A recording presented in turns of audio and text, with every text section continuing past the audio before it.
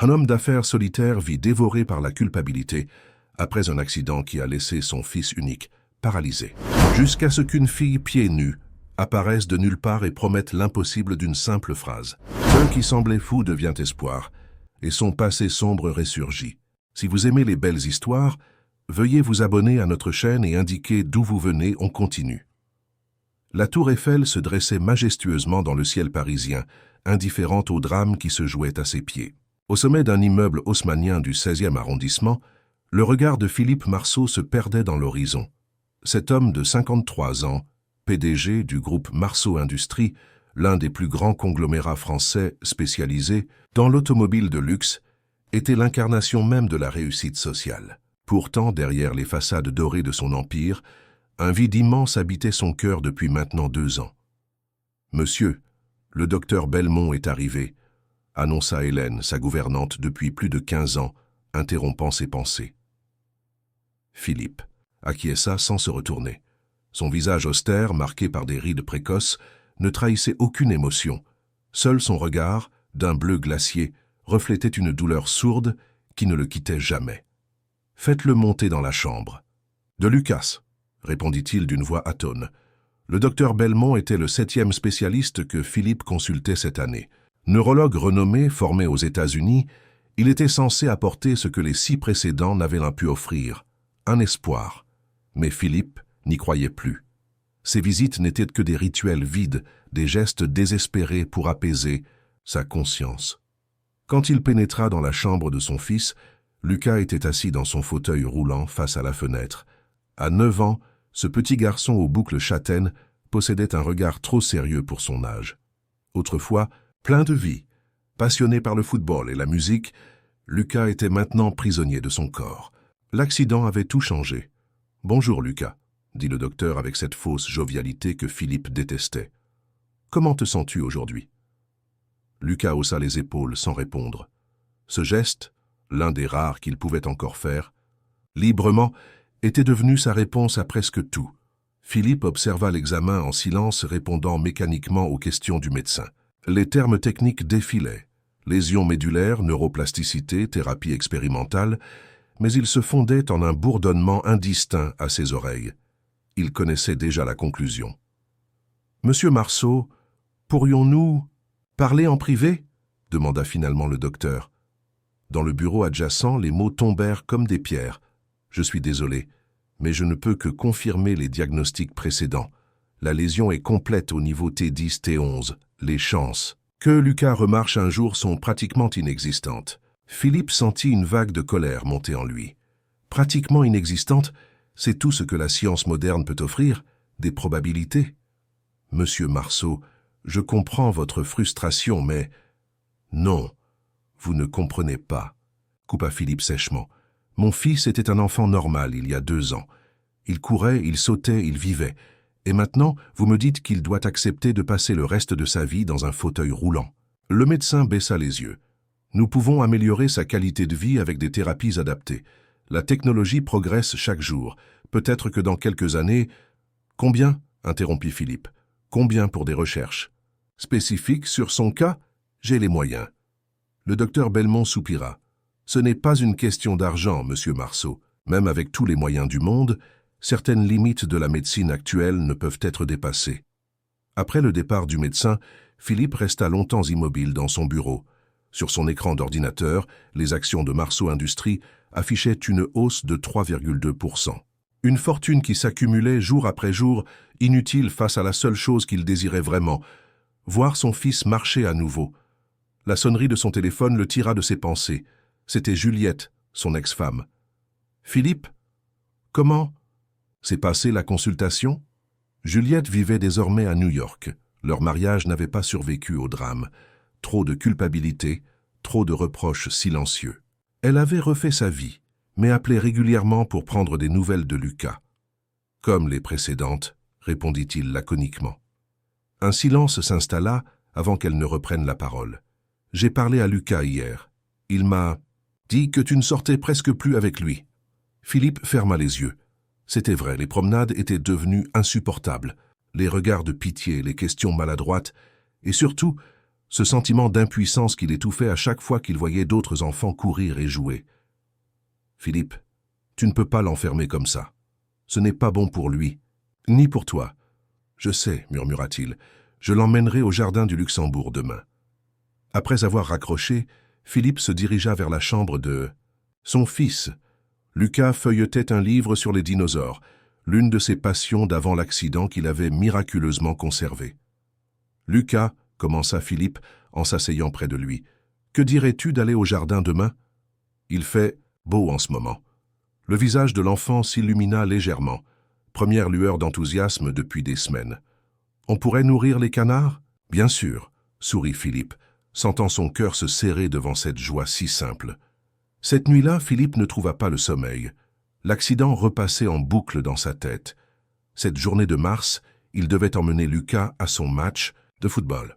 Une réunion de dernière minute l'avait retenu. « Prends un taxi », avait-il dit à son fils. Le chauffeur avait perdu le contrôle du véhicule sur le boulevard périphérique. Lucas avait survécu, mais sa colonne vertébrale avait été irrémédiablement endommagée. Les avocats de l'entreprise avaient réglé l'affaire discrètement. Le chauffeur avait été licencié, une somme importante versée à sa famille pour acheter leur silence. Philippe n'avait même pas cherché à savoir ce qu'il était devenu. Tout ce qui comptait, c'était Lucas et sa guérison impossible. Le lendemain, comme promis, ils se rendirent au jardin du Luxembourg. C'était une journée de printemps parfaite, le genre de journée qui fait aimer Paris même aux plus récalcitrants.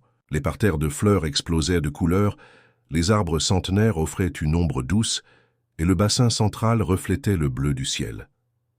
Philippe poussait le fauteuil de Lucas le long des allées soigneusement entretenues. Ils s'arrêtèrent près du bassin où des enfants faisaient naviguer des petits voiliers télécommandés. « Tu te souviens du bateau que grand-père t'avait offert ?» demanda Philippe, tentant d'engager la conversation. Lucas hocha la tête. Le rouge et blanc. Il était beau. « On pourrait en acheter un nouveau si tu veux. » Lucas ne répondit pas tout de suite, observant un garçon de son âge qui courait après son bateau. « Ça ne servirait à rien, » dit-il finalement. « Je ne pourrais pas courir pour le rattraper s'il allait trop loin. » Ces mots, prononcés avec un fatalisme glaçant, transpercèrent Philippe. Son fils, à 9 ans à peine, avait déjà intégré les limites de sa condition. Il avait cessé d'espérer. Philippe s'assit sur un banc à côté du fauteuil, soudain épuisé. Autour d'eux, la vie continuait indifférente. Des joggeurs, des amoureux, des familles, tous ces gens qui marchaient sans même y penser, sans réaliser la chance qu'ils avaient. C'est alors qu'il la remarqua. Une jeune fille d'environ 13, Fens, aux longs cheveux roux tressés, vêtue d'une simple robe bleu pâle élimée aux coutures. Elle observait Lucas avec une intensité étrange, comme si elle pouvait voir au-delà de son handicap. Philippe l'aurait ignoré. Paris était pleine d'enfants curieux, mais quelque chose dans son regard le troubla. Ce n'était pas de la pitié ni de la curiosité malsaine. C'était autre chose, quelque chose qu'il n'arrivait pas à définir.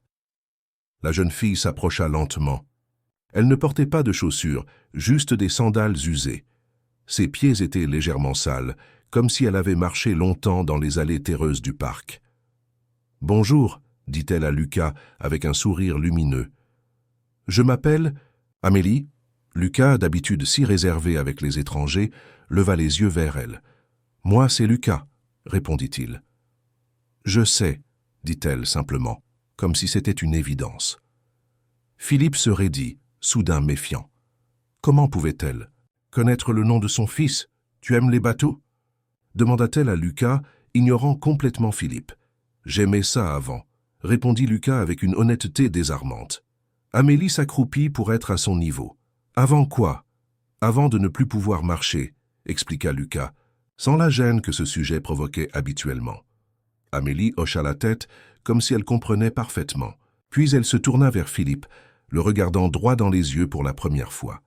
« Monsieur, dit-elle d'une voix calme mais assurée, je peux faire marcher votre fils à nouveau. » Philippe fixa la jeune fille avec un mélange de stupeur et d'irritation. Ces mots, il les avait entendus tant de fois. Des charlatans, des vendeurs de miracles, des cliniques expérimentales en Europe de l'Est. Tous promettaient l'impossible, tous prenaient à l'argent, aucun ne tenait ses engagements. « Petite, je ne sais pas ce que tu cherches, mais nous ne sommes pas intéressés, » dit-il sèchement en reprenant les poignées du fauteuil de Lucas. Mais Amélie ne bougea pas. Je ne veux pas d'argent, monsieur, je veux juste aider Lucas. Papa, intervint Lucas, elle connaît mon nom. Philippe sentit un frisson désagréable lui parcourir l'échine. Était-elle envoyée par un paparazzi, un concurrent? La vie privée des Marceau faisait souvent l'objet d'articles dans la presse People. « Comment connais-tu mon fils » demanda-t-il froidement. Amélie haussa les épaules. « Je l'ai vu dans le journal après l'accident. Et puis, je vous ai déjà observé ici. Vous venez rarement. » Cette réponse, d'une franchise déconcertante, déstabilisa Philippe. La jeune fille ne semblait pas menaçante, juste étrange. « Je ne sais pas quel est ton jeu, mais nous allons partir maintenant, » dit-il en faisant pivoter le fauteuil de Lucas. « Attendez, » s'écria Lucas, surprenant son père. « Je veux l'écouter. » Philippe hésita. Cela faisait des mois que son fils n'avait pas manifesté un tel intérêt pour quoi que ce soit. Ce simple désir, exprimé avec force, était déjà un petit miracle, en soi. « Lucas, cette jeune fille ne peut pas. »« 1 heure, » dit Amélie, coupant Philippe. « Donnez-moi 1 heure avec lui. Si vous ne voyez aucun changement, je disparaîtrai de vos vies. » Philippe émit un rire sans joie. « Un changement? En 1 heure? Les meilleurs médecins du monde n'ont rien pu faire en 2 ans. Et toi, une enfant des rues, tu penses réussir en 60 minutes? Papa, s'il te plaît, insista Lucas, ses yeux soudain animés d'une lueur que Philippe n'avait pas vue depuis longtemps. Cette lueur fit céder Philippe. Qu'avait-il à perdre, après tout? 1 heure de son temps? Il pouvait bien accorder cela à son fils, même si c'était pour lui prouver que les miracles n'existaient pas. 1 heure, concéda-t-il, et je reste à proximité. Amélie sourit, un sourire radieux qui illumina son visage constellé de taches de rousseur. Merci, monsieur Marceau. Philippe tressaillit en entendant son nom. Comment savait-elle? Mais avant qu'il puisse l'interroger, Amélie avait déjà pris le contrôle du fauteuil de Lucas, le poussant vers un coin plus tranquille du jardin, sous un grand marronnier dont les branches formaient un dôme de verdure. Philippe les suivit à distance, s'installant sur un banc, d'où il pouvait les observer sans entendre leur conversation. Il sortit son téléphone et appela immédiatement François, son chef de la sécurité. « J'ai besoin que tu identifies quelqu'un. Une jeune fille, environ 13 ans, rousse, portant une robe bleue usée. Elle est au jardin du Luxembourg en ce moment, avec Lucas. » François promit de se renseigner, et Philippe raccrocha, les yeux rivés sur la scène qui se déroulait à quelques mètres. Amélie avait positionné le fauteuil de Lucas face à elle, et lui parlait avec animation, faisant de grands gestes. Lucas semblait captivé, hochant parfois la tête ou répondant brièvement. Après une vingtaine de minutes, Amélie s'agenouilla devant Lucas et posa ses mains sur ses genoux inertes. Philippe se redressa, soudain inquiet, mais se ravisa en voyant l'expression paisible de son fils. Quoi qu'elle fasse, Lucas semblait y consentir pleinement. Le temps passait lentement. Philippe consulta plusieurs fois sa montre, répondit à quelques emails urgents, mais son attention revenait toujours à ce couple improbable sous le marronnier. À un moment, il crut voir Amélie essuyer une larme sur la joue de Lucas, un geste d'une tendresse si naturelle qu'il en ressentit une pointe de jalousie. Finalement, son téléphone vibra. C'était François. « Monsieur, nous n'avons pas beaucoup d'informations sur cette fille. Elle s'appelle bien Amélie Rousseau. Elle vit dans le 13e arrondissement, dans un foyer pour enfants dirigé par un certain docteur Moreau. C'est un ancien médecin qui s'est reconverti dans l'aide sociale. Elle n'a pas de casier judiciaire, bien sûr, mais elle est connue pour, disons, des comportements inhabituels. » « Quel genre de comportement ?» demanda Philippe intrigué. « Il y a des rumeurs. Des gens disent qu'elle aurait aidé des personnes, malades ou handicapées. Rien de prouvé, bien sûr. Probablement des exagérations. Voulez-vous que j'intervienne ?» Philippe hésita. « Non, pas pour l'instant. Continue tes recherches. Je veux tout savoir sur elle et ce docteur Moreau. » L'heure était presque écoulée quand Philippe vit Amélie se relever et faire pivoter le fauteuil de Lucas dans sa direction. Le visage de son fils était différent, plus animé, presque joyeux. « Papa !» appela Lucas en agitant le bras. « Viens voir. » Philippe s'approcha, méfiant mais curieux. « Regarde ce que je peux faire, » dit Lucas avec une excitation évidente. Et là, sous les yeux incrédules de Philippe, Lucas bougea légèrement son pied droit. Ce n'était pas grand-chose, à peine perceptible, mais c'était un mouvement volontaire, un mouvement que tous les médecins avaient jugé impossible. « Lucas !» murmura Philippe, choqué. « Comment ?» Amélie m'a montré comment parler à mes jambes, expliqua Lucas avec l'innocence de ses 9 ans. Elle dit que mon corps se souvient de comment marcher. Il a juste oublié. Philippe se tourna vers Amélie, partagé entre l'espoir fou et la méfiance. Qu'est-ce que tu lui as fait? Rien de magique, monsieur Marceau, répondit-elle calmement. J'ai juste réveillé des connexions endormies. C'est comme rallumer des lumières dans une maison sombre, une à une. Mais c'est impossible, murmura Philippe. Les nerfs sont sectionnés. C'est irréversible. Amélie sourit de ce sourire étrange qui semblait porter une sagesse bien au-delà de son âge. Le corps humain est plein de mystères, monsieur. La science ne connaît pas encore tous ses secrets. Philippe s'agenouilla devant son fils, prenant ses mains dans les siennes. « Tu ressens quelque chose dans tes jambes, Lucas? De la douleur ?»« Non, pas de douleur, » répondit Lucas. « C'est comme des fourmillements, comme quand ton pied s'endort et qu'il se réveille. » Amélie dit que c'est normal.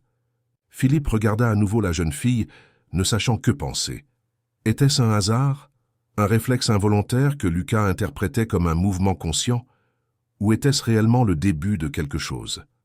L'heure est écoulée, dit doucement Amélie, mais Lucas a fait des progrès plus rapides que je ne l'espérais. Il a une grande volonté. Tu peux faire plus? Demanda Philippe, surpris par sa propre question. Lui qui, quelques heures plus tôt, considérait cette fille comme une menteuse ou une opportuniste, se surprenait maintenant à espérer qu'elle puisse tenir sa promesse impossible. « Oui, » répondit simplement Amélie, « mais cela prendra du temps et de la confiance. » Lucas agrippa la main de son père. « Papa, je veux continuer avec Amélie, s'il te plaît. » Philippe observa son fils. Pour la première fois depuis l'accident, il voyait une lueur d'espoir dans ses yeux. Cette lueur valait tous les risques. « Où peut-on te trouver » demanda-t-il à Amélie. « Je suis souvent ici au jardin, » répondit-elle, « ou au foyer Saint-Joseph, dans le 13e. Le docteur Moreau sait toujours où je suis. »« Viens chez nous, » proposa soudain Lucas. « On a une grande maison. Tu pourrais m'aider tous les jours. » Philippe fut pris de court par cette suggestion. Inviter cet inconnu chez eux, c'était absurde, imprudent. Et pourtant, ce serait compliqué, Lucas, dit-il doucement. Amélie a sa propre vie, ses obligations.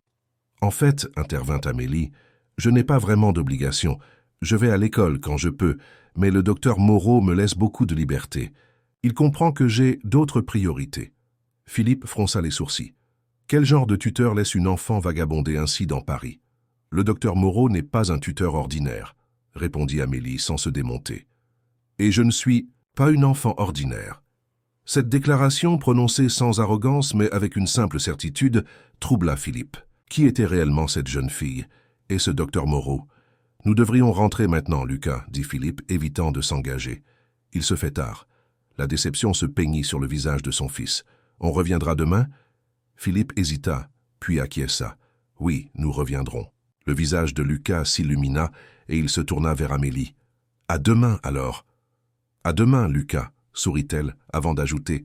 N'oublie pas de pratiquer ce que je t'ai montré. Visualise chaque mouvement. Souviens-toi de la sensation. Philippe poussa le fauteuil de Lucas vers la sortie du jardin, l'esprit en ébullition. Ce petit mouvement était-ce réel ou se raccrochait-il à un espoir illusoire? En sortant du parc, il se retourna une dernière fois. Amélie était toujours là, immobile sous le marronnier, les observant partir. Dans la lumière dorée du soleil couchant, avec sa robe usée et ses cheveux flamboyants, elle semblait irréelle, comme une apparition. « Papa, » dit Lucas sur le chemin du retour, « je crois qu'Amélie est spéciale. » Philippe serra la main de son fils. « Peut-être, Lucas, peut-être. » Cette nuit-là, Philippe ne dormit pas. Il fit ce qu'il n'avait jamais osé faire auparavant. Il chercha des alternatives au traitement conventionnel. Il parcourut des forums, des témoignages, des études sur les médecines alternatives, la neuroplasticité, la guérison par visualisation, des domaines qu'il avait toujours rejetés comme non scientifiques. Et surtout, il chercha des informations sur ce mystérieux Dr Moreau et son foyer Saint-Joseph. Il devait savoir qui était vraiment cette jeune fille qui avait promis l'impossible et qui, l'espace d'une heure, avait réussi à faire ce que tous les spécialistes avaient jugé irréalisable, redonner espoir à Lucas. Le foyer Saint-Joseph se trouvait dans une ruelle discrète du 13e arrondissement, loin des quartiers huppés que Philippe Marceau fréquentait habituellement. Un bâtiment ancien mais bien entretenu, avec une petite cour intérieure, où quelques enfants jouaient sous la surveillance d'une femme d'âge mûr. Philippe avait hésité longtemps avant de venir. Après 3 rendez-vous au Jardin du Luxembourg, où Lucas avait travaillé avec Amélie, les progrès étaient indéniables. Son fils parvenait maintenant à bouger légèrement ses 2 pieds et ressentait des sensations diffuses dans ses jambes. Des résultats modestes pour la plupart des gens, mais miraculeux pour quelqu'un dont la moelle épinière était supposément sectionnée. Ce matin-là, Philippe avait laissé Lucas aux soins de son kinésithérapeute habituel, prétextant une réunion d'affaires. En réalité, il voulait en savoir plus sur cette mystérieuse jeune fille et l'homme qui s'occupait d'elle. « Je peux vous aider, monsieur ?» demanda la femme dans la cour, interrompant ses pensées. « Je cherche le docteur Moreau », répondit Philippe, en ajustant nerveusement sa cravate. Son costume Armani et sa Mercedes garée à l'angle de la rue le désignaient clairement comme un étranger dans ce quartier modeste. La femme l'observa avec curiosité. « Vous avez rendez-vous ?»« Non, mais c'est important. Je suis Philippe Marceau. » La reconnaissance brilla dans les yeux de la femme. Son nom ouvrait généralement toutes les portes à Paris. « Suivez-moi, dit-elle simplement. Elle le conduisit à travers un couloir aux murs ornés de dessins d'enfants jusqu'à une porte en bois massif. Après avoir frappé doucement, elle l'ouvrit sans attendre de réponse. « Docteur, monsieur Marceau souhaite vous voir. » La pièce était une surprenante combinaison de bureau médical et de bibliothèque. Des étagères croulant sous les livres couvraient les murs et un bureau ancien occupait le centre. Derrière celui-ci se tenait un homme d'environ 70 ans, aux cheveux blancs soigneusement coiffés et au regard vif derrière des lunettes à monture fine. « Monsieur Marceau, dit-il en se levant pour l'accueillir. « Je me demandais quand vous viendriez me voir. » Cette remarque déstabilisa Philippe. « Vous m'attendiez ?» Le docteur Moreau sourit. « Amélie m'a parlé de votre fils et de votre scepticisme initial. Asseyez-vous, je vous en prie. » Philippe s'installa dans un fauteuil en cuir usé, examinant son interlocuteur. Bernard Moreau avait été un neurologue respecté à l'hôpital de la Pitié-Salpêtrière, avant de disparaître soudainement du milieu médical officiel. Les informations que François avait recueillies étaient fragmentaires, accusations de pratiques non conventionnelles, démission forcée, puis création de ce foyer pour enfants en sans difficulté. « Docteur Moreau, je vais être direct. Que fait exactement Amélie avec mon fils? Et comment une jeune fille de son âge peut-elle prétendre guérir une paralysie que les meilleurs spécialistes ont jugée irréversible ?» Moreau ne parut pas offensé par cette entrée en matière abrupte. « Amélie a un don, monsieur Marceau.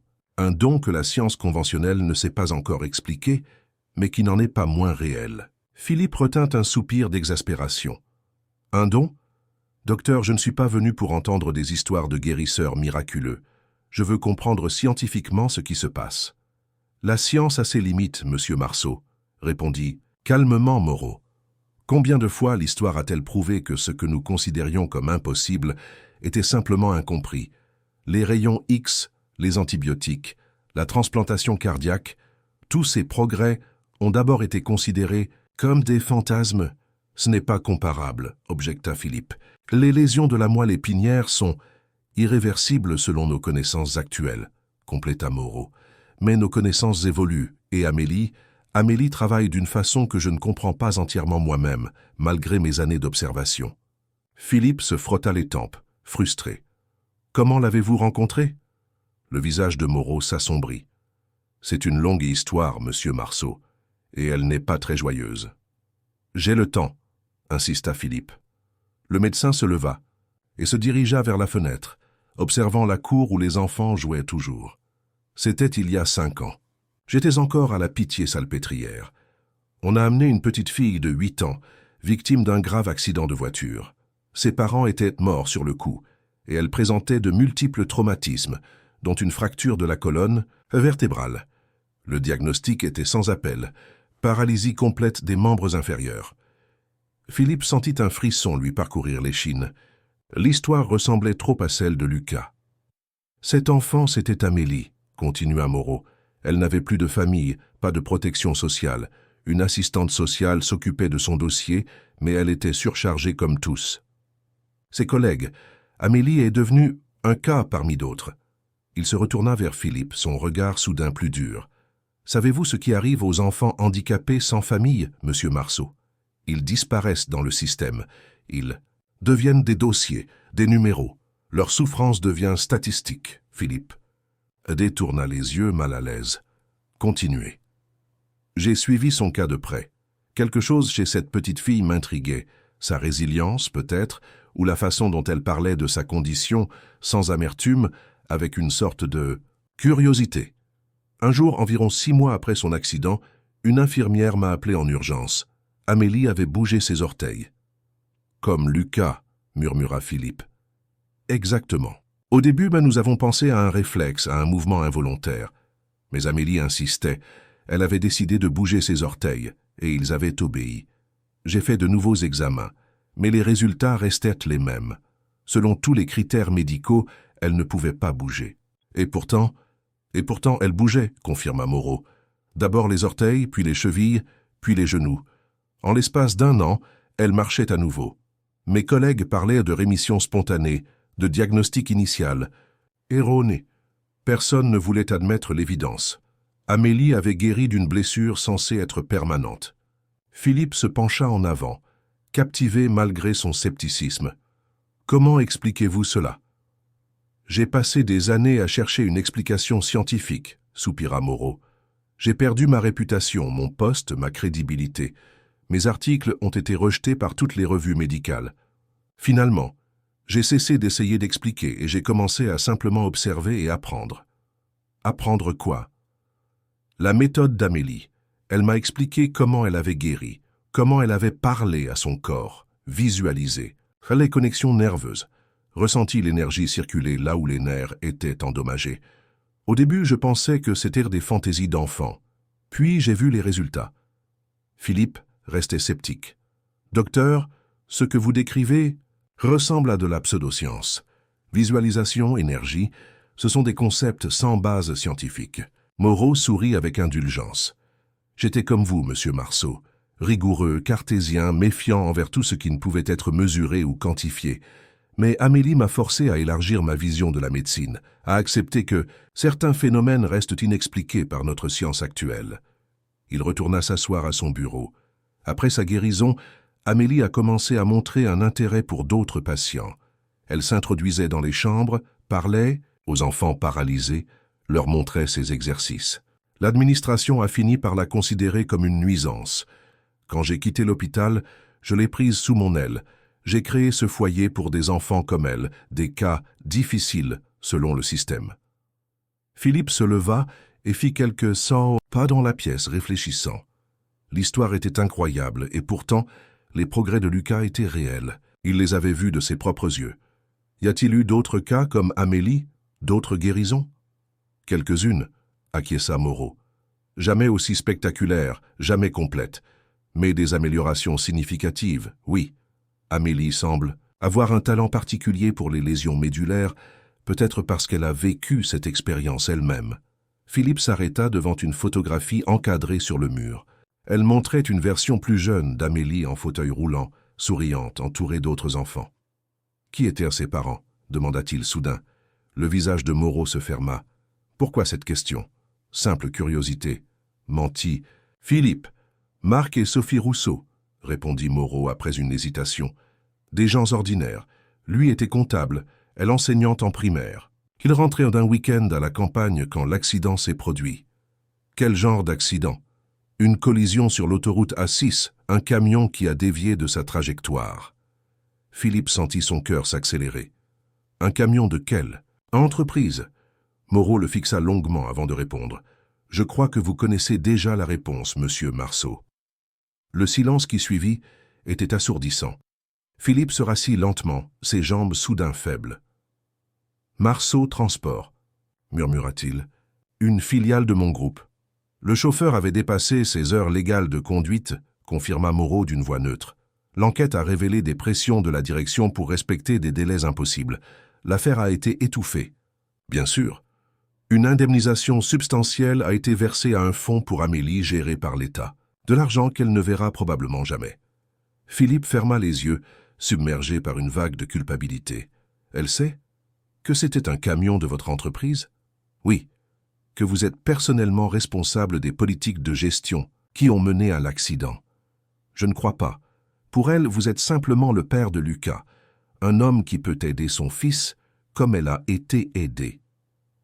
C'est pour ça qu'elle s'est approchée de nous au jardin, comprit Philippe. Ce n'était pas un hasard. Amélie ne croit pas au hasard, monsieur Marceau. Elle parle de chemins qui se croisent pour une raison. Je ne partage pas nécessairement cette vision mystique, mais je dois admettre que les coïncidences s'accumulent, de façon troublante dans son sillage. Philippe se leva brusquement. « Je dois partir. »« Bien sûr, » dit Moreau en se levant à son tour. « Mais avant que vous ne partiez, une question. Allez-vous continuer de laisser Amélie travailler avec votre fils ?» Philippe hésita. La situation était complexe, chargée d'émotions contradictoires. Culpabilité, espoir, méfiance, gratitude. « Je ne sais pas, » admit-il finalement. « Réfléchissez à ceci, monsieur Marceau. Votre entreprise a privé Amélie de ses parents et de sa mobilité. Elle a surmonté ces épreuves, et au lieu de chercher vengeance, elle offre son aide à votre fils. N'y a-t-il pas une forme de justice poétique dans cette situation ?» Philippe ne répondit pas. Il quitta le bureau, traversa le foyer comme un automate et rejoignit sa voiture. Qu'une fois à l'intérieur, il resta immobile, les mains crispées sur le volant. La révélation le bouleversait. Non seulement son entreprise avait causé l'accident qui avait tué les parents d'Amélie, mais la jeune fille elle-même avait souffert, de la même condition que Lucas. Et maintenant, par un étrange retournement du destin, elle apparaissait dans leur vie, offrant l'espoir d'une guérison que la médecine jugeait impossible. Était-ce vraiment une coïncidence? Ou y avait-il une forme de justice cosmique, comme le suggérait Moreau? Plus troublant encore, si Amélie avait réellement guéri de sa paralysie, cela signifiait-il que Lucas pouvait guérir aussi? Philippe démarra la voiture et s'engagea dans la circulation parisienne, l'esprit en ébullition. Il devait prendre une décision. Continuer avec Amélie, malgré le passé douloureux qui les liait à leur insu, ou mettre fin à cette relation avant que les espoirs de Lucas ne soient trop élevés. En rentrant chez lui, il trouva son fils rayonnant après sa séance de kinésithérapie. « Papa, j'ai montré à monsieur Laurent ce qu'Amélie m'a appris. Il n'en revenait pas. » Philippe sourit faiblement. « C'est bien, Lucas. Il a dit qu'il n'avait jamais vu ça. Il veut rencontrer Amélie. » Philippe s'assit près de son fils, cherchant ses mots. « Lucas, à propos d'Amélie, il y a quelque chose que tu dois savoir. » Les mots restèrent suspendus dans l'air. Philippe observait son fils, dont le visage s'était soudain assombri, pressentant une mauvaise nouvelle. « Quoi, papa ?» demanda Lucas, les yeux grands ouverts. Philippe hésita. Comment expliquer à un enfant de 9 ans la complexité de la situation? Comment lui dire que la jeune fille, qui lui redonnait espoir, était liée à leur famille par une tragédie causée par son entreprise? Et surtout, comment justifier qu'il envisageait de mettre fin à ces séances qui semblaient miraculeuses? « J'ai rencontré le docteur Moreau aujourd'hui, » dit-il finalement, le médecin qui s'occupe d'Amélie. Lucas se pencha en avant. Soudain, qu'intéressé. Et alors, il est gentil, il a dit qu'Amélie pouvait continuer à m'aider? C'est plus compliqué que ça, Lucas. Le visage du garçon se ferma. Tu vas dire qu'elle doit arrêter, c'est ça? Parce que tu ne crois pas que je peux guérir. Cette accusation frappa Philippe en plein cœur. Non, ce n'est pas ça. Je veux plus que tout au monde que tu guérisses. C'est juste que... Quoi? Insista Lucas, une colère inhabituelle dans la voix. Elle m'aide, papa, je sens mes jambes maintenant. Hier, j'ai même bougé mon genou quand elle n'était pas là. Je l'ai fait tout seul. Philippe se figea. Tu as bougé ton genou, pourquoi tu ne me l'as pas dit? Parce que tu ne crois pas en Amélie, répondit Lucas, les larmes aux yeux. Tu penses que c'est des bêtises, comme tous les médecins. Philippe s'agenouilla devant le fauteuil de son fils, prenant ses mains dans les siennes. Lucas, écoute-moi. Si tu as bougé ton genou, c'est merveilleux. Et si Amélie t'aide, alors je suis prêt à tout essayer. Mais il y a des choses que tu ne comprends pas encore. Lucas essuya ses larmes d'un geste rageur. Je comprends que je veux remarcher. Et Amélie dit que je peux. Elle a remarché, elle aussi. Cette dernière phrase figea Philippe. Elle te l'a dit? Lucas hocha la tête. Elle m'a raconté son accident. Elle était comme moi avant. Et maintenant, elle marche normalement. Elle dit que si elle a réussi, je peux réussir aussi. Philippe resta silencieux, absorbant cette information. Amélie avait partagé son histoire avec Lucas, créant un lien puissant entre eux. Un lien basé sur une expérience commune que lui, Philippe, ne pourrait jamais comprendre. « Lucas, dit-il doucement, que dirais-tu si Amélie venait vivre ici pendant quelque temps, pour t'aider tous les jours ?» Le visage de son fils s'illumina instantanément. « Vraiment? Tu es d'accord ?» La joie pure de Lucas balaya les dernières hésitations de Philippe. Peu importaient les complications, les zones d'ombre, les questions sans réponse. Si cette jeune fille pouvait aider son fils, alors il ferait tout pour faciliter cette relation. « Oui, confirma-t-il, je vais en parler au docteur Moreau et organiser ça. » Lucas se jeta dans ses bras, un geste spontané qu'il n'avait pas fait depuis des mois. Philippe le serra contre lui, sentant les larmes lui monter aux yeux. Le lendemain matin, Philippe convoqua Madame Bertrand, sa gouvernante, et l'équipe domestique dans le salon principal de l'hôtel particulier. Juliette Bertrand, une femme d'une 60aine d'années au chignon impeccable, dirigeait la maison depuis plus de 20 ans. Elle avait vu naître Lucas, avait soutenu la famille pendant le divorce, puis pendant l'accident. Sa loyauté était indéfectible, mais son conservatisme parfois problématique. « Madame Bertrand, annonça Philippe, une jeune fille nommée Amélie Rousseau va venir habiter chez nous pendant quelque temps. Elle aide Lucas avec sa rééducation. Je compte sur vous pour préparer la chambre bleue et l'accueillir comme il se doit. » Madame Bertrand cligna des yeux, visiblement surprise. « Une jeune fille, monsieur? Quel âge a-t-elle? Et quelle est sa qualification ?» « Elle a 13 ans, répondit Philippe, anticipant la réaction. « Et sa qualification est qu'elle a réussi à faire bouger les jambes de Lucas plus que tous les spécialistes que nous avons consultés. » Un murmure parcourut l'assemblée des domestiques. Madame Bertrand fronça les sourcils. « Monsieur, pardonnez-moi, mais est-ce raisonnable? Cet enfant n'est pas médecin. Et faire venir une inconnue dans la maison, avec le jeune Lucas dans un état si vulnérable. »« Ma décision est prise, » coupa Philippe d'un ton qui n'admettait pas de réplique. « Amélie arrivera demain. Je compte sur vous tous pour la traiter avec respect et faciliter son travail avec Lucas. » La gouvernante s'inclina légèrement, mais Philippe connaissait ce pli au coin de ses lèvres. Elle désapprouvait et ne manquerait pas de le faire sentir subtilement. « Y a-t-il autre chose, monsieur ?» demanda-t-elle froidement. « Oui, Amélie vient d'un milieu modeste. Je ne veux aucune remarque, aucun regard condescendant. Elle est ici pour aider Lucas et elle mérite notre gratitude. » L'après-midi même, Philippe retourna au foyer Saint-Joseph pour finaliser les arrangements avec le docteur Moreau. Le médecin l'accueillit avec un sourire compréhensif. « J'avais le sentiment que vous reviendriez, » dit-il en servant un thé à son visiteur. « Amélie m'a dit que Lucas faisait des progrès remarquables. »« C'est vrai, » admit Philippe. « C'est pourquoi je voudrais qu'elle vienne habiter chez nous, pour intensifier les séances. » Moreau hocha la tête pensivement. « Je m'y attendais. » Amélie, aussi d'ailleurs, elle a déjà préparé ses affaires. « Vous n'avez pas d'objection? Pourquoi en aurais-je? Amélie n'est pas prisonnière ici, et si elle peut aider votre fils, je serai le dernier à m'y opposer. J'ai simplement quelques recommandations. » Philippe se raidit imperceptiblement. « Je vous écoute. » Premièrement, Amélie doit continuer sa scolarité. Je sais qu'elle apprend différemment des autres enfants, mais l'éducation reste essentielle. Bien sûr, je peux engager des précepteurs privés. Deuxièmement, poursuivit Moreau, ne la traitez pas comme une employée, ni comme une invitée d'ailleurs. Amélie a besoin de se sentir utile, intégrée. Philippe acquiesça. Je comprends. Enfin, et le regard de Moreau devint plus intense. N'oubliez jamais que malgré ses dons exceptionnels, Amélie reste une enfant qui a vécu des traumatismes considérables. Elle peut sembler forte, mais elle a ses propres blessures. Je veillerai sur elle, promit Philippe. Et concernant l'accident, dois-je lui dire que c'était un camion de mon entreprise? Moreau réfléchit un moment. Elle le sait déjà, monsieur Marceau. Amélie a une façon, disons, intuitive de découvrir les choses. Mais elle ne vous en tient pas personnellement responsable. Pour elle, c'est le destin qui a croisé vos chemins, pas la culpabilité. Cette réponse troubla Philippe, Comment cette jeune fille pouvait-elle ne pas lui en vouloir? À sa place, il aurait cherché vengeance, justice, réparation. Une dernière chose, ajouta Moreau en se levant.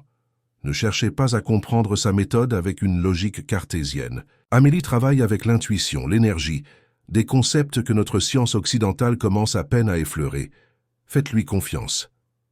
Le lendemain, Amélie arriva à la résidence Marceau avec un petit sac à dos comme seul bagage. Philippe fut frappé par le contraste entre sa simplicité et le luxe ostentatoire de la demeure.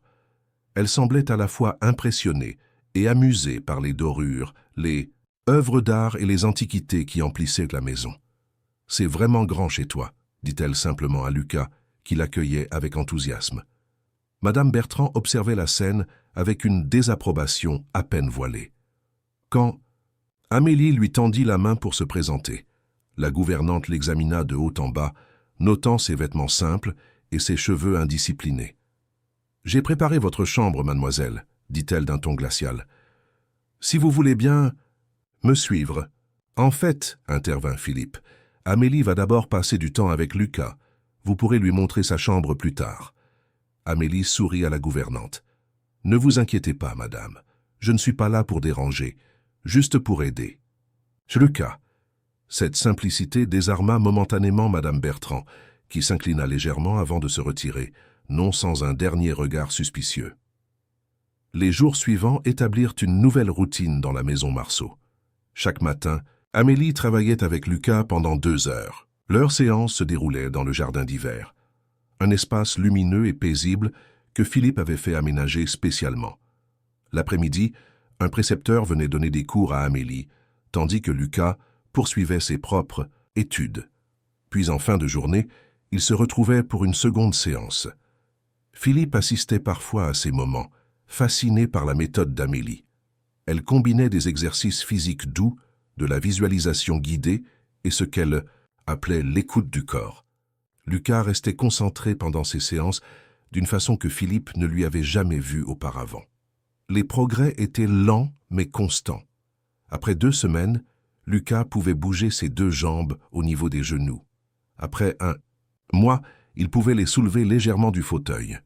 Ces avancées, jugées impossibles par tous les médecins consultés précédemment, rendaient Philippe à la fois extatique et incrédule. Un soir, alors qu'il travaillait dans son bureau, Amélie frappa doucement à sa porte. « Je peux vous parler, monsieur Marceau ?» demanda-t-elle timidement. Philippe l'invita à entrer, surpris par cette initiative. Depuis son arrivée, Amélie s'était montrée discrète, interagissant principalement avec Lucas et évitant les confrontations avec le personnel malgré les petites humiliations que certains domestiques lui faisaient subir. « Quelque chose ne va pas, Amélie ?» Elle s'assit en face de lui, soudain plus sérieuse qu'il ne l'avait jamais vue. « Lucas progresse bien, mais je pense qu'il faudrait impliquer un médecin maintenant, quelqu'un qui comprend ce que nous faisons et qui peut compléter mon travail avec des exercices plus conventionnels. » Philippe hocha la tête, impressionné par sa maturité. « As-tu quelqu'un en tête ? Le docteur Moreau, il comprend ma méthode, mais il a aussi la formation médicale nécessaire. Tu voudrais qu'il vienne ici ? Ce serait l'idéal. 1 fois, par semaine peut-être, pour superviser et ajuster les exercices. » Philippe réfléchit un instant. Faire venir Moreau signifiait officialiser cette approche alternative, peut-être s'attirer les foudres des médecins officiels qui suivaient Lucas. Mais les résultats étaient de la d'accord, décida-t-il. « Je l'appellerai demain. » Amélie sourit, visiblement soulagée. Puis, après une hésitation, elle ajouta « Il y a autre chose. Je sais pour l'accident, monsieur Marceau. Je sais que c'était un camion de votre entreprise. » Philippe se raidit. Malgré les avertissements de Moreau, il n'était pas préparé à cette confrontation directe. « Amélie, Vous n'avez pas à vous excuser, » l'interrompit-elle doucement. « Ce n'était pas votre faute, personnellement. Et puis, sans cet accident, je n'aurais jamais développé ma capacité à aider les autres. Je n'aurais jamais rencontré Lucas. » Philippe la dévisagea, stupéfait par cette sagesse qui semblait si incongrue chez une enfant de 13 ans. « Comment peux-tu ne pas nous en vouloir? À moi, à mon entreprise ?» Amélie haussa les épaules avec une simplicité désarmante. « La colère ne guérit personne, monsieur Marceau. Ni moi, ni mes parents, ni Lucas. Je préfère utiliser mon énergie pour aider. » Cette réponse laissa Philippe sans voix. Avant qu'il puisse répondre, Madame Bertrand fit irruption dans le bureau, le visage rouge d'indignation. « Monsieur, je dois vous parler immédiatement. » Remarquant Amélie, elle s'arrêta net, mais son regard était éloquent. « Nous terminerons cette conversation plus tard, » dit doucement Philippe à Amélie, qui se leva et quitta la pièce sans protester.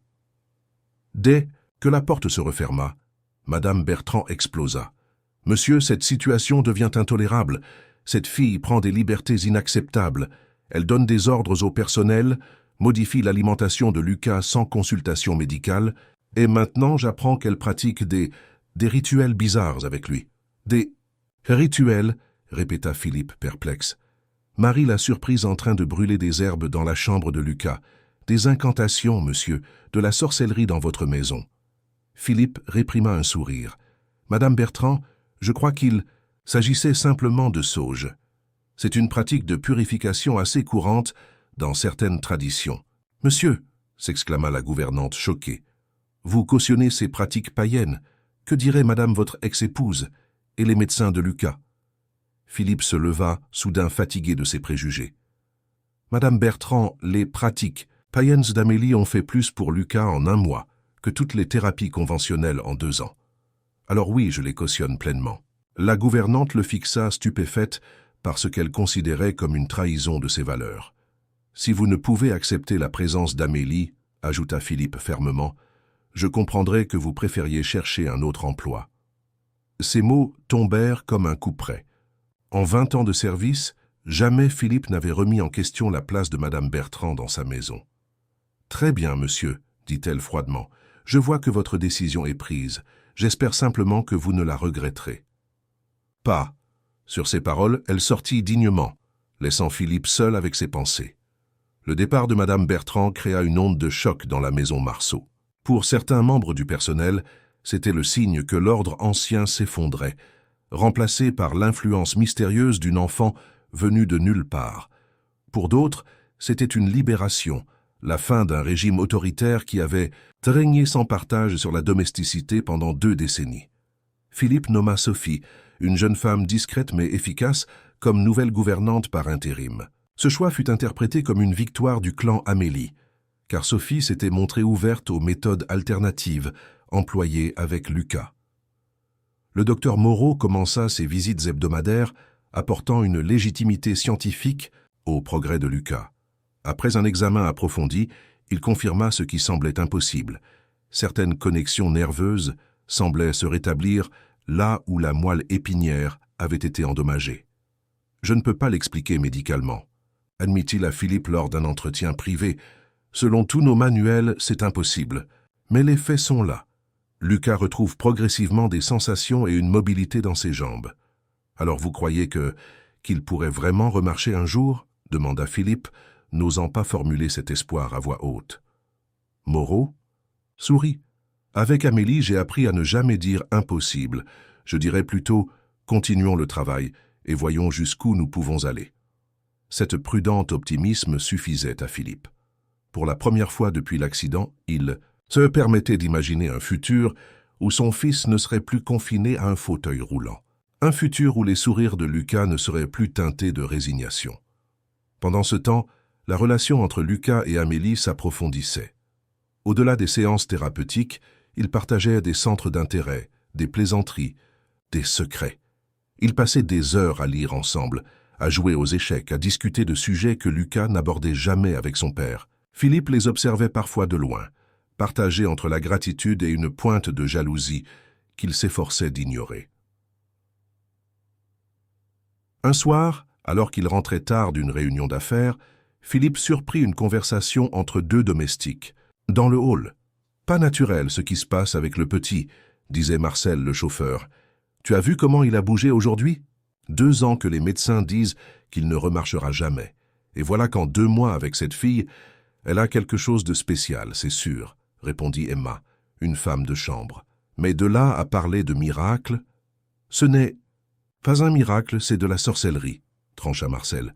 « Ma cousine travaille à l'hôpital Necker. Elle dit que le docteur Moreau a été renvoyé pour pratiques occultes.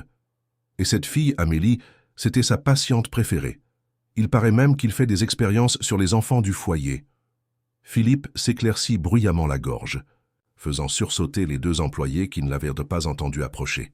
« Monsieur Marceau !» s'exclama Emma pâlissant. « Nous ne vous avions pas… » Visiblement, coupa Philippe d'un ton glacial. « Je n'apprécie pas les commérages dans ma maison.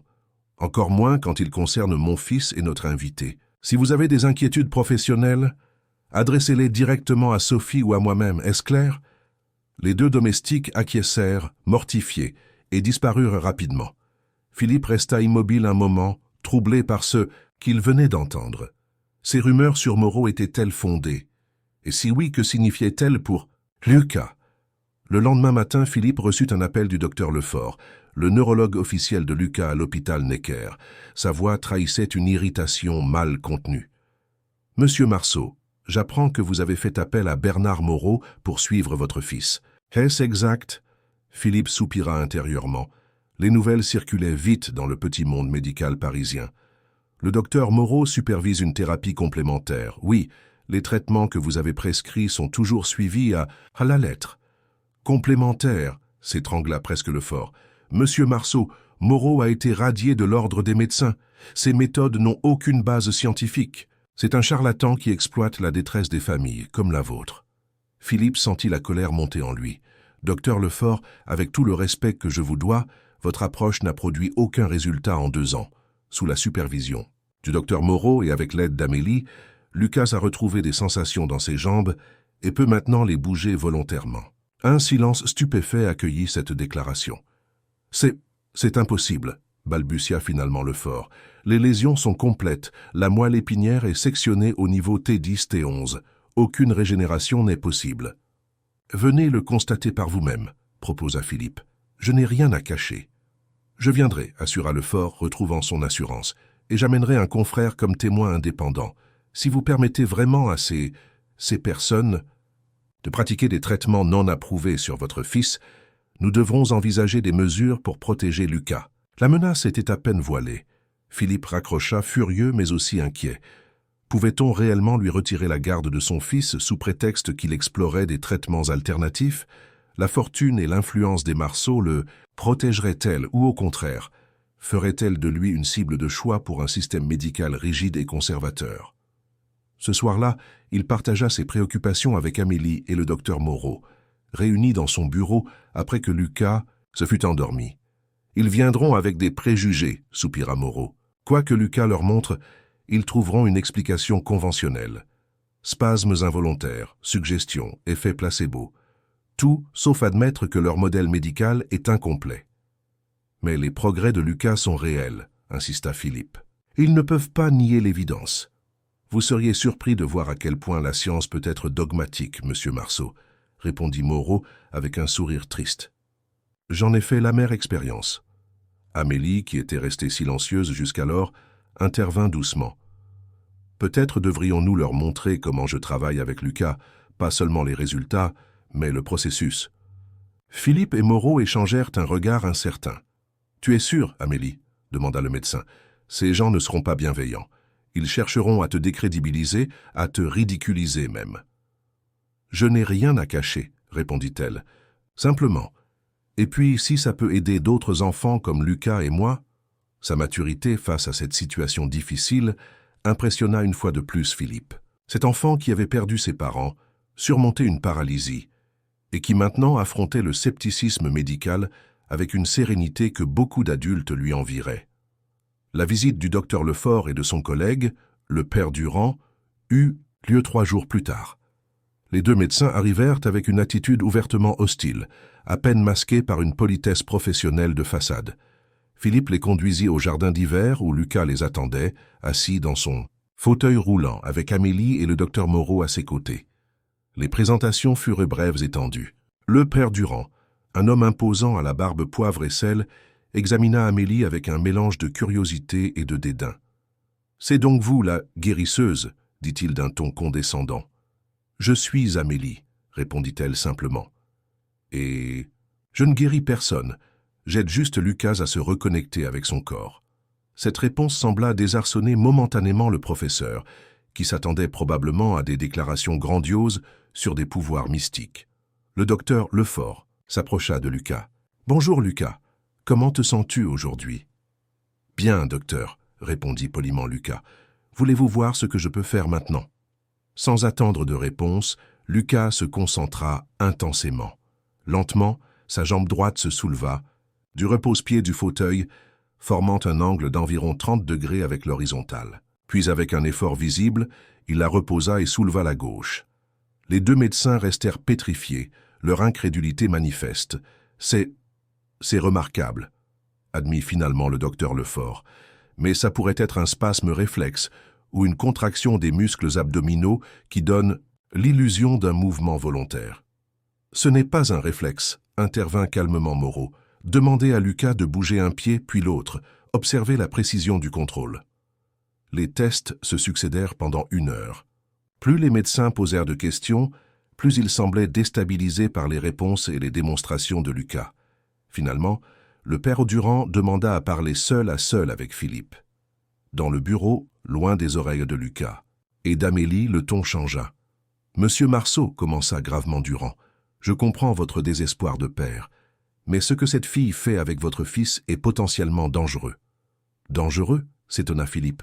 « En quoi des exercices de visualisation et de concentration seraient-ils dangereux ?»« Ce n'est pas aussi innocent que cela en a l'air, » intervint Lefort. « Cet enfant crée des attentes irréalistes chez Lucas, quand il se rendra compte qu'il ne remarchera jamais normalement. La chute psychologique pourrait être dévastatrice. » Philippe secoua la tête incrédule. « Donc, selon vous, il vaut mieux qu'il accepte sa paralysie comme définitive, qu'il abandonne tout espoir ?»« Nous parlons de réalisme, pas d'abandon, » corrigea Durand. « Et puis, il y a autre chose. Cette fille, Amélie, son histoire est trouble. Savez-vous que ses parents sont morts dans des circonstances suspectes et que Moreau l'a pratiquement enlevée du système hospitalier sans autorisation légale ?» Philippe se raidit. « Que voulez-vous dire ? » Les services sociaux ont perdu sa trace pendant des mois après son départ de l'hôpital, expliqua Lefort. Quand ils l'ont retrouvée, elle vivait déjà avec Moreau dans ce soi-disant foyer. Aucune procédure d'adoption ou de tutelle n'avait été suivie. Et maintenant, poursuivit Durand, cette même enfant au passé trouble vit sous votre toit, exerce une influence considérable sur votre fils vulnérable et vous avez congédié votre gouvernante de confiance qui émettait des réserves. Comprenez-vous comment cela pourrait être interprété ? La menace était claire. Philippe sentit la colère monter en lui, mais s'efforça de rester calme. « Professeur, docteur, dit-il d'une voix maîtrisée, j'apprécie votre préoccupation. Mais les faits sont là. Lucas progresse. Quant au passé d'Amélie, je le connais. Mieux que vous ne le pensez. Ses parents sont morts dans un accident causé par un camion de mon entreprise. Cette révélation sembla surprendre les médecins. J'ai une responsabilité morale envers cet enfant, poursuivit Philippe, et si elle peut aider mon fils alors que la médecine conventionnelle a échoué, je serais fou de l'en empêcher. Monsieur. Marceau, tenta une dernière fois Lefort, nous ne sommes pas vos ennemis, nous voulons juste protéger Lucas, et vous, me protéger de quoi exactement? Des conséquences juridiques, si quelque chose tournait mal, des médias qui feraient leur chou gras de cette histoire, de votre propre culpabilité si vous encouragez chez Lucas un espoir qui se révélera finalement vain. Philippe se leva, signifiant que l'entretien était terminé. « Je prends ce risque, messieurs. Maintenant, si vous voulez bien m'excuser, mon fils m'attend. » Après le départ des médecins, Philippe rejoignit Lucas, Amélie et Moreau dans le jardin d'hiver. Son fils semblait épuisé par les tests, mais satisfait. « Alors, papa, ils ont vu que je pouvais bouger mes jambes ?» Philippe sourit, cachant son inquiétude. « Oui, Lucas, ils ont vu. Et ils vont dire aux autres médecins que je peux guérir. » Philippe échangea un regard avec Moreau, qui secoua imperceptiblement la tête. « Ce n'est pas si simple, Lucas, » répondit-il doucement.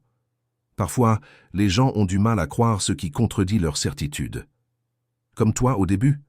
demanda innocemment Lucas. Philippe rit, surpris par la perspicacité de son fils. « Exactement comme moi au début. » Cette nuit-là, Philippe eut du mal à trouver le sommeil. Les paroles des médecins résonnaient dans sa tête, se mêlant aux murmures qu'il entendait désormais dans toute la maison. Le personnel divisé, les regards suspicieux, les tensions grandissantes. Avait-il pris la bonne décision? Amélie était-elle réellement ce qu'elle semblait être?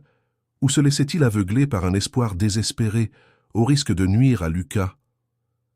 Alors qu'il se tournait et se retournait dans son lit, un bruit léger attira son attention. Des pas dans le couloir, puis le grincement caractéristique de la porte de Lucas. Inquiet, Philippe se leva et se dirigea silencieusement vers la chambre de son fils. Par l'entrebâillement de la porte, il aperçut Amélie agenouillée près du lit de Lucas. Elle tenait ses mains au-dessus des jambes du garçon endormi, sans les toucher, comme si elle percevait un chant invisible. Ses lèvres bougeaient légèrement, murmurant des paroles que Philippe ne pouvait entendre. Ce spectacle aurait dû l'alarmer, confirmer les craintes exprimées par les médecins et Madame Bertrand. Pourtant, ce qu'il ressentit fut tout autre, une paix profonde, une certitude inexplicable que cette scène étrange était exactement ce dont son fils avait besoin. Il regagna sa chambre sans faire de bruit, laissant Amélie poursuivre son mystérieux travail. Pour la première fois depuis des mois, il s'endormit profondément, sans rêve ni cauchemar. Le lendemain de la visite des médecins, Philippe reçut un appel de Juliette, son ex-femme. La nouvelle des progrès de Lucas avait visiblement traversé l'Atlantique. « Est-ce vrai ?» demanda-t-elle sans préambule. « Lucas peut bouger ses jambes ?» Philippe hésita. Juliette avait toujours été cartésienne, pragmatique. Comment lui expliquer ce qui se passait sans qu'elle ne le prenne pour un illuminé? « Oui, c'est vrai, dit-il finalement. C'est encore limité, mais les progrès sont réels. » Un silence stupéfait accueillit sa réponse. Mais comment? Tous les médecins avaient dit que c'était impossible. Philippe lui expliqua alors la situation, tentant de rester aussi factuel que possible. La rencontre avec Amélie, ses méthodes peu conventionnelles, les résultats progressifs mais indéniables. Il omit volontairement les aspects les plus ésotériques, se concentrant sur ce qui pouvait être décrit en termes rationnels. « Et tu fais confiance à cet enfant ?» demanda Juliette, incrédule. « Je fais confiance à ce que je vois, Juliette. Notre fils retrouve des sensations et des mouvements que tous les spécialistes jugeaient impossibles. » Un nouveau silence s'installa, plus long cette fois. Quand Juliette reprit la parole, sa voix avait changé, chargée d'une émotion contenue. « Je prends le premier avion. Je veux voir ça de mes propres yeux. »« Bien sûr, » acquiesça Philippe, à la fois soulagé et anxieux. « Tu es toujours chez nous, tu le sais. » Après avoir raccroché, Philippe se rendit au jardin d'hiver où Lucas et Amélie travaillaient ensemble. Ce qu'il vit le figea sur place. Lucas était debout, soutenu par des barres parallèles installées récemment, et faisait un pas hésitant sous les encouragements d'Amélie. « Oui, comme ça.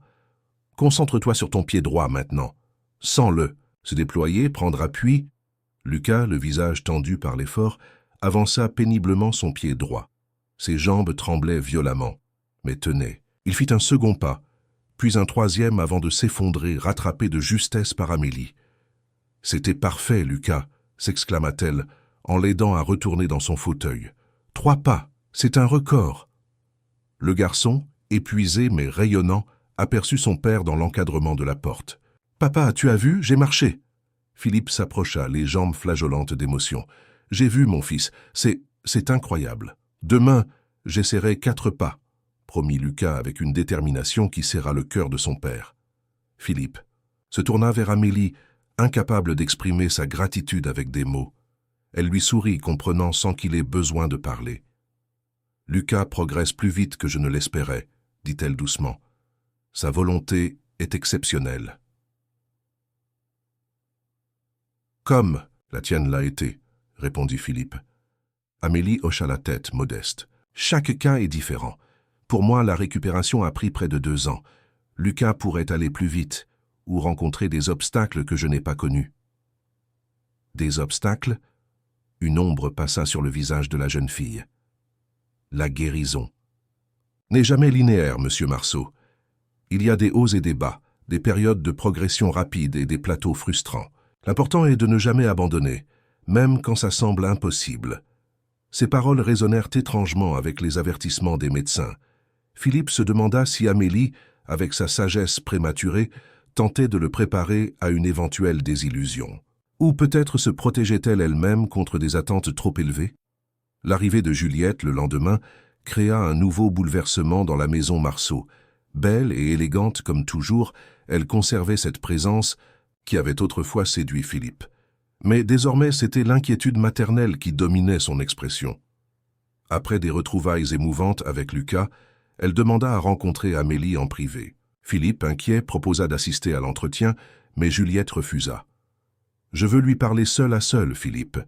Si cette jeune fille peut vraiment aider notre fils, je dois la comprendre. » L'entretien dura plus d'1 heure. Quand elles émergèrent finalement du petit salon, Philippe fut surpris de voir Juliette en larmes et Amélie lui tenant doucement la main. Quelque chose d'important s'était passé entre elles, un lien s'était créé qu'il ne comprenait pas. « Elle est extraordinaire », murmura Juliette en rejoignant Philippe dans le couloir. « Je ne sais pas comment l'expliquer, mais je lui fais confiance. » Venant de Juliette, cette déclaration valait tous les certificats médicaux du monde. Son ex-femme était peut-être la personne la plus méfiante qu'il connaissait, particulièrement depuis leur divorce. « Qu'est-ce qu'elle t'a dit ?» demanda-t-il curieux. Juliette secoua la tête. « Rien de spécial, c'est plutôt sa façon d'être, sa présence. Et puis elle connaît des détails sur Lucas que seul quelqu'un de très proche pourrait savoir, des choses qu'il ne partage. Même pas avec nous. » Cette remarque troubla Philippe. Comment Amélie pouvait-elle connaître si intimement son fils en si peu de temps? Était-ce simplement le fruit d'une connexion spéciale entre 2 enfants qui avaient vécu des traumatismes similaires? Ou y avait-il autre chose, quelque chose qui dépassait la compréhension rationnelle? Les jours suivants apportèrent à la fois des progrès et des défis. Lucas continuait à s'améliorer, marchant désormais jusqu'à 10 pas avec les barres parallèles. Mais la présence de Juliette ajoutait une nouvelle dynamique à la maison. Bien qu'elle soutienne pleinement le travail d'Amélie, son regard, analytique et ses questions incessantes, créaient parfois des tensions. « Je me demande simplement si nous ne devrions pas documenter tout cela scientifiquement », insista-t-elle lors d'un dîner. Des vidéos, des témoignages, des examens médicaux réguliers.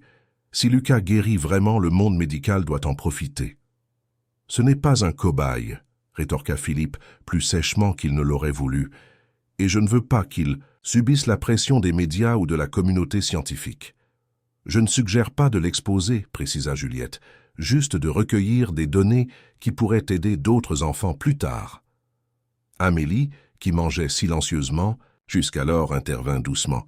« Je comprends votre point de vue, Madame Marceau, mais Lucas a besoin de se concentrer sur sa guérison, pas sur l'impact qu'elle pourrait avoir sur les autres.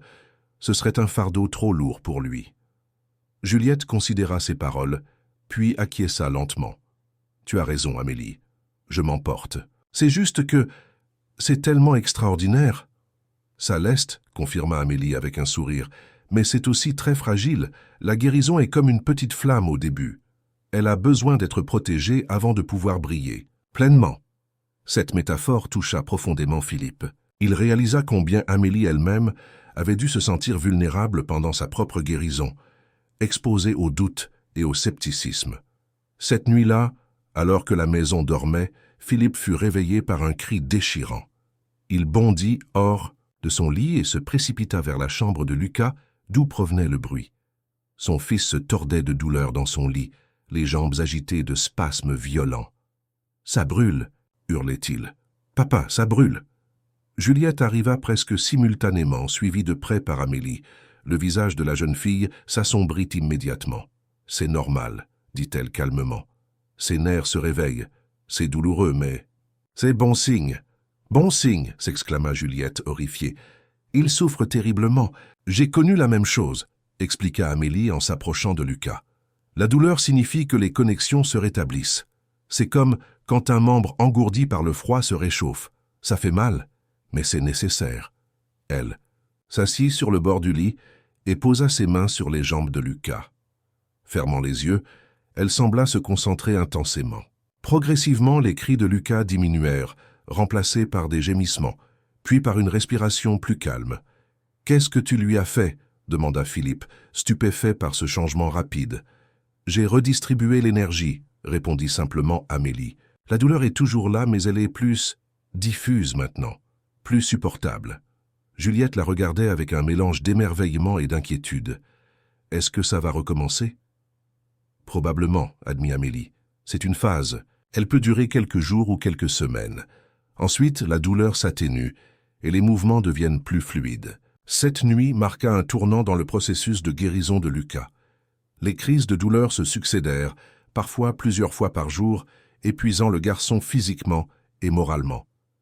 Il y eut des moments de découragement où Lucas voulait tout abandonner, préférant sa paralysie indolore à cette souffrance constante. « Je ne peux plus », sanglota-t-il un soir, après une crise particulièrement violente. « Je préfère rester en fauteuil toute ma vie. » Philippe et Juliette, désemparés, ne savèrent que répondre. Comment encourager leur fils à persévérer dans une telle souffrance? Comment lui demander de continuer quand chaque progrès semblait se payer si cher? Ce fut Amélie qui trouva les mots justes. « Je sais que c'est dur, Lucas, » dit-elle doucement en s'asseyant près de lui. « J'ai pensé exactement la même chose quand j'étais à ta place. Mais tu sais ce qui m'a fait tenir. » Lucas secoua la tête, les yeux rougis. « Je me suis imaginé courant sur une plage, sentant le sable sous mes pieds, l'eau qui me chatouille, les orteils. C'était si réel dans ma tête que parfois, je me réveillais surprise d'être encore dans mon lit d'hôpital. Cette image était plus forte que la douleur. Elle me rappelait pourquoi je me battais. » Lucas la regarda intensément. « Tu cours vraiment sur la plage maintenant ?» Amélie sourit. « Dès que je peux, et c'est encore plus beau que dans mes rêves. » Cette conversation sembla redonner courage à Lucas. Malgré les crises qui continuaient, il reprit les exercices avec une détermination renouvelée. Chaque jour, il tentait de faire un pas de plus, de tenir un peu plus longtemps debout. Le docteur Moreau, qui visitait désormais la maison Marceau, presque quotidiennement, confirmait que les progrès étaient remarquables, même s'ils s'accompagnaient de souffrances. La douleur neuropathique est l'un des aspects les plus difficiles de ce type de guérison, expliqua-t-il à Philippe et Juliette. Nous pourrions la soulager avec des médicaments, mais cela risquerait de ralentir le processus de récupération. Il doit vraiment endurer ça, demanda Juliette, le cœur brisé par la souffrance de son fils. Pas nécessairement, intervint Amélie qui était présente à l'entretien. J'ai une idée, mais c'est un peu radical. Tous les regards se tournèrent vers elle. Lucas a besoin d'un choc positif, quelque chose qui lui fasse oublier momentanément sa douleur et se concentrer entièrement sur un objectif. Quelque chose qui libère une vague d'énergie et d'émotions positives. Quel genre de choc? Demanda Philippe, intrigué. Je pensais à une sortie, pas juste dans le jardin ou au parc, quelque chose de spécial, un endroit qui compte beaucoup, pour Lucas. Philippe réfléchit un instant, puis ses yeux s'illuminèrent. Les bateaux sur la Seine. Avant l'accident, Lucas adorait les promenades en bateau-mouche. Il disait toujours que c'était son endroit préféré à Paris. Amélie hocha la tête avec enthousiasme. C'est parfait. Et s'il pouvait faire quelques pas sur le pont du bateau, ce serait un souvenir puissant, une motivation pour les moments difficiles. C'est trop risqué, objecta Juliette. S'il tombe, si la douleur le submerge en public, nous serons tous là pour le soutenir, insista Amélie, et le docteur Moreau pourra nous accompagner en cas de problème médical. Philippe hésita, pesant les risques et les bénéfices potentiels. Lucas est courageux, dit-il finalement. Je pense qu'il mérite cette chance. L'excursion fut planifiée pour le week-end suivant. Philippe réserva un bateau-mouche entier, garantissant l'intimité et évitant les regards curieux. Lucas, quand il apprit la nouvelle, oscillait entre excitation et appréhension. « Et si je n'y arrive pas ?» demanda-t-il anxieusement à Amélie pendant qu'ils s'exerçaient ensemble. « Tu y arriveras », affirma-t-elle avec une conviction absolue. « Je le sens. Ton corps est prêt, Lucas. Il attend juste que ton esprit lui fasse pleinement confiance. » Jour de la sortie, le temps était parfait. Un ciel d'un bleu limpide, une légère brise, et ce soleil doux de fin de printemps qui fait de Paris la plus belle ville du monde. Philippe avait tout prévu. Une rampe d'accès pour le fauteuil de Lucas, des barres portatives pour l'aider à se tenir debout et une équipe médicale discrète en cas d'urgence. Quand le bateau s'éloigna du quai, Lucas était silencieux, contemplant la Seine et les monuments qui défilaient lentement. Notre-Dame, majestueuse malgré les séquelles de l'incendie, le Louvre et ses façades élégantes, le pont des Arts chargé de cadenas d'amour. C'est en approchant de la tour Eiffel que Lucas se tourna vers son père. « Je veux essayer maintenant », dit-il avec une détermination tranquille. Philippe, Juliette, Amélie et le docteur Moreau se positionnèrent autour de lui tandis qu'il se levait lentement de son fauteuil. Ses jambes tremblaient, mais il tenait debout, soutenu par les barres portatives. « Regarde la tour », murmura Amélie à son oreille. « Concentre-toi sur elle. Imagine que tu marches vers elle, que chaque pas t'en rapproche. » Lucas prit une profonde inspiration, puis fit un premier pas, puis un second. Sa démarche était hésitante, mais ses mouvements semblaient plus fluides que lors des séances précédentes. Le troisième pas fut plus assuré, le quatrième, presque naturel. « Continue », encouragea Amélie, « tu y arrives ». Les passants sur les berges, remarquant cette scène inhabituelle, commencèrent à s'arrêter pour observer. Certains pointèrent du doigt, d'autres sortèrent leur téléphone pour filmer. Mais Lucas ne voyait rien de tout cela. Il était concentré uniquement sur ses pas, sur la sensation du pont sous ses pieds, sur la tour Eiffel, qui semblait l'appeler. 7 pas, 8 pas, 9. À chaque pas, son visage s'illuminait davantage. La douleur semblait avoir disparu, remplacée par une joie pure, absolue.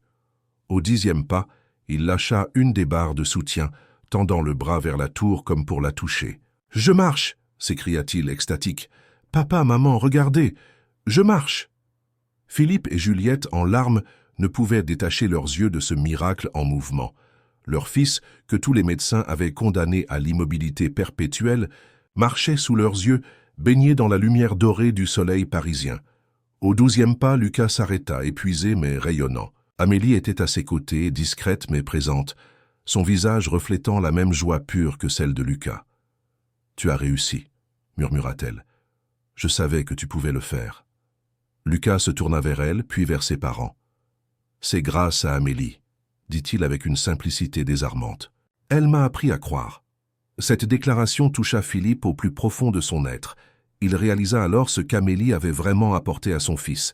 Non pas seulement une technique de guérison mystérieuse, mais quelque chose de bien plus précieux, la foi en lui-même, la conviction que l'impossible pouvait devenir possible. Le bateau poursuivit sa route paisible sur la Seine, témoin silencieux d'un miracle que la science ne pouvait expliquer. À bord, une famille brisée se reconstruisait pas à pas, unie par l'espoir et la gratitude. Ce soir-là, après avoir couché Lucas, épuisé mais plus heureux qu'il ne l'avait été depuis l'accident, Philippe retrouva Juliette sur la terrasse. Le ciel parisien s'illuminait progressivement d'étoiles et la tour Eiffel scintillait dans le lointain. « Qu'allons-nous faire maintenant ?» demanda Juliette, brisant un long silence contemplatif. Philippe la regarda, surpris. « Que veux-tu dire ?»« Avec Amélie, elle a accompli ce qu'elle avait promis. Lucas est sur la voie de la guérison. Va-t-elle retourner au foyer ?» Cette question frappa Philippe comme un coup au cœur. L'idée qu'Amélie puisse quitter leur vie maintenant lui semblait impensable. Elle était devenue bien plus qu'une guérisseuse. Pour Lucas, bien plus qu'une invitée pour leur famille. « Je n'y ai pas pensé, admit-il. Mais tu as raison, nous devons envisager l'avenir. » Un silence s'installa à nouveau entre eux, chargé de non-dits et de possibilités. « Elle pourrait rester avec nous, » suggéra finalement Juliette. « Légalement, je veux dire. » Philippe la dévisagea, stupéfait. « Tu suggères que nous... » « L'adoption, oui, » compléta Juliette. « Elle n'a pas de famille, Philippe. Et après ce qu'elle a fait pour Lucas, pour nous, ne penses-tu pas qu'elle mérite d'avoir un foyer stable, une vraie famille ?» Philippe sentit une émotion intense l'envahir. Il n'avait jamais imaginé que Juliette, si pragmatique, si réservée émotionnellement, puisse proposer quelque chose d'aussi radical. « Et toi ?» demanda-t-il doucement. « Tu reviendrais à Paris ?» Juliette sourit. Un sourire mélancolique, mais sincère. « Je ne sais pas encore. Ma vie est à New York maintenant, mais je pourrais venir plus souvent. Lucas aura besoin de nous deux pour sa convalescence. Et Amélie, elle aura besoin d'une figure maternelle, même à distance. » Philippe prit la main de son ex-femme, touché par cette ouverture inattendue. « C'est une décision importante. Nous devrions en parler avec Amélie d'abord. Et avec Lucas, bien sûr. »« Bien sûr, » acquiesça Juliette. Mais je voulais que tu saches que j'approuverais cette décision, si c'est ce que tu choisis. » Le lendemain matin, Philippe trouva Amélie dans le jardin, assise sur un banc, contemplant les roses en fleurs. Elle semblait paisible, comme si les événements extraordinaires de la veille n'étaient qu'une journée ordinaire pour elle. « Amélie, » commença-t-il en s'asseyant à côté d'elle, « je voudrais te parler de quelque chose d'important. » Elle tourna vers lui son visage constellé de taches de rousseur, ses yeux verts attentifs mais calmes. « Juliette et moi avons discuté hier soir. Nous nous demandions ce que tu comptais faire, maintenant que Lucas progresse si bien. » Amélie sourit doucement. Lucas aura encore besoin de moi pendant un moment. La route est encore longue. Et après, insista Philippe, quand il sera complètement guéri. Elle détourna le regard, fixant à nouveau les roses. Il y a d'autres enfants qui ont besoin d'aide, d'autres Lucas qui attendent un miracle. Et ta propre vie, Amélie, tes rêves, ton avenir. La question sembla la surprendre. Je n'y pense pas beaucoup, admit-elle. Aider les autres est ce qui me rend heureuse. Philippe prit une profonde inspiration. Amélie, Juliette et moi nous demandions si tu accepterais de devenir officiellement membre de notre famille, par adoption. Les yeux de la jeune fille s'écarquillèrent de surprise. Vous voulez m'adopter?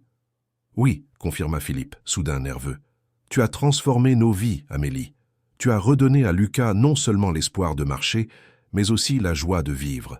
Et tu as fait de moi un homme meilleur, plus ouvert, plus humain. Des larmes silencieuses commencèrent à couler sur les joues d'Amélie. Je ne sais pas quoi dire. Tu n'as pas à répondre tout de suite, la rassura Philippe. Prends le temps d'y réfléchir. Parle-en avec le docteur Moreau, c'est une décision importante. Amélie essuya ses larmes d'un geste de la main. Je n'ai pas besoin de réfléchir, dit-elle avec une assurance soudaine. J'accepte. Avec tout, mon cœur. Ému, Philippe la prit dans ses bras, sentant la fragilité de son corps mais aussi la force incroyable qui l'habitait. Cet enfant qui avait tout perdu et qui pourtant avait trouvé en elle le pouvoir de guérir et d'aimer sans condition. « Bienvenue dans la famille, Amélie Marceau », murmura-t-il. L'annonce officielle fut faite ce soir-là, pendant un dîner, spécial auquel participaient également le docteur Moreau et Sophie, la nouvelle gouvernante. Lucas, quand il comprit qu'Amélie allait devenir sa sœur légalement, laissa éclater une joie si pure qu'elle illumina toute la pièce. « Je le savais », s'exclama-t-il. « Je savais que tu resterais avec nous pour toujours. » Le docteur Moreau, visiblement ému, leva son verre. « À la famille Marceau, dit-il solennellement, et à tous les miracles grands et petits qui nous rappellent que la vie est plus mystérieuse et plus belle que nous ne pouvons l'imaginer. » Alors que les verres s'entrechoquaient, Philippe observa les visages autour de la table. Lucas, rayonnant dans son fauteuil qu'il utilisait de moins en moins. Juliette, dont les yeux brillaient d'une émotion longtemps réprimée. Et Amélie, cet enfant extraordinaire qui avait transformé leur désespoir en espérance. La vie les avait brisés, chacun à leur manière. Un accident, une perte, une solitude. Mais ensemble, ils avaient trouvé la force de se reconstruire, de croire à nouveau, de marcher vers l'avenir pas à pas, comme Lucas avait marché sur le pont du bateau-mouche. Et dans cette renaissance collective, Philippe comprit enfin ce qu'Amélie lui avait enseigné depuis le début, que le véritable miracle n'était pas dans la guérison physique, aussi extraordinaire soit-elle, mais dans cette capacité humaine à transcender la souffrance, à trouver de la lumière dans les ténèbres, et à transformer les tragédies en nouvelles chances d'aimer. Sur les rives de la Seine, sous le regard bienveillant de la tour Eiffel, une nouvelle famille était née des cendres de la douleur. Et au cœur de ce miracle se trouvait une simple phrase, prononcée par une enfant aux pieds nus dans un jardin parisien. « Monsieur, je peux faire marcher votre fils à nouveau. » Parfois, les promesses les plus improbables sont celles qui changent à jamais le cours de nos vies. Fin de l'histoire, chers auditeurs. Nous espérons que l'histoire de Philippe, Lucas et Amélie vous a touché en plein cœur. Pour continuer ce voyage émotionnel, nous avons préparé une playlist spéciale avec des récits tout aussi captivants. Retrouvez-la en cliquant sur le lien à votre gauche. Si cette histoire vous a ému, n'oubliez pas de vous abonner à notre chaîne et de laisser un j'aime à cette vidéo. Chaque jour, nous vous apportons des histoires uniques qui explorent la complexité de la vie et la beauté des connexions humaines. Ne manquez pas nos